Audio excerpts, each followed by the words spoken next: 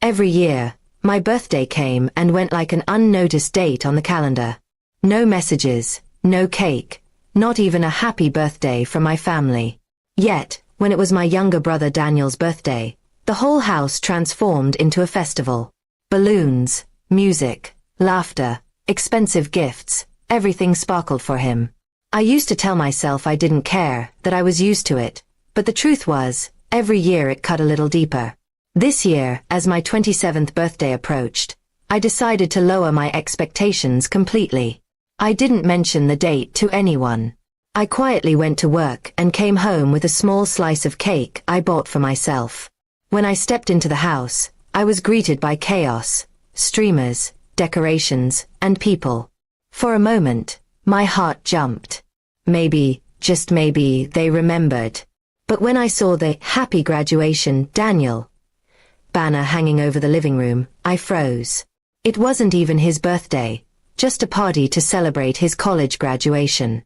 I stood there, holding my little paper bag with a slice of cake, as my mother rushed past me carrying a tray of drinks. No one noticed me. I slowly walked upstairs, trying to swallow the lump in my throat. Later that night, my mom knocked on my door. I thought maybe she came to wish me, but she just said, "Don't forget to help clean tomorrow morning. We'll have guests for Daniel's celebration breakfast." I nodded silently. After she left, I sat on my bed staring at my phone. No messages, no calls, nothing. That night, something inside me broke. I wasn't angry anymore. I was just done trying.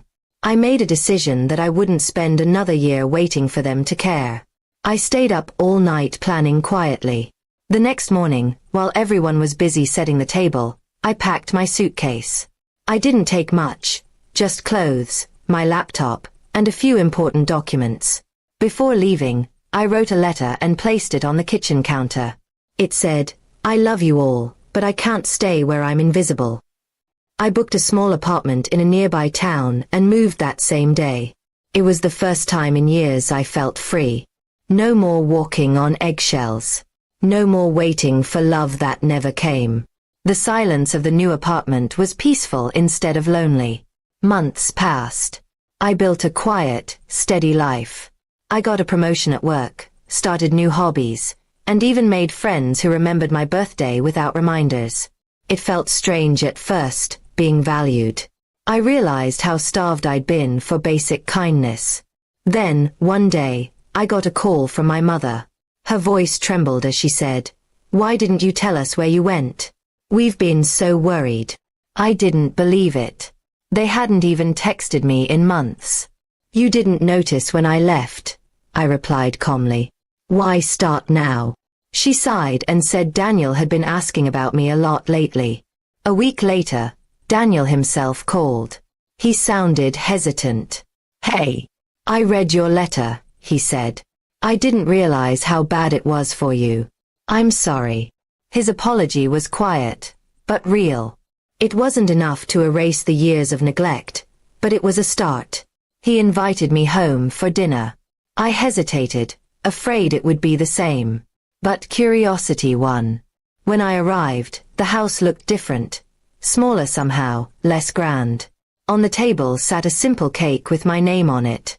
"Happy birthday, Emma," it read, even though my actual birthday was still weeks away. My mother hugged me awkwardly. "We missed so many of your birthdays," she said. "We thought you didn't care anymore." I looked at her, tired but calm. I cared. I just stopped hoping. For the first time, she didn't have an excuse. She just nodded, eyes wet.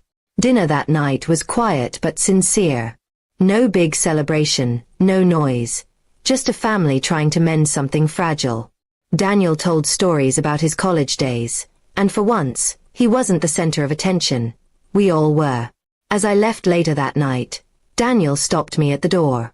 "Next year, we'll do this right," he promised. I smiled faintly. "We'll see." Driving back to my apartment, I realized something important. The peace I had built wasn't about revenge or making them regret. It was about finding my worth outside of their approval.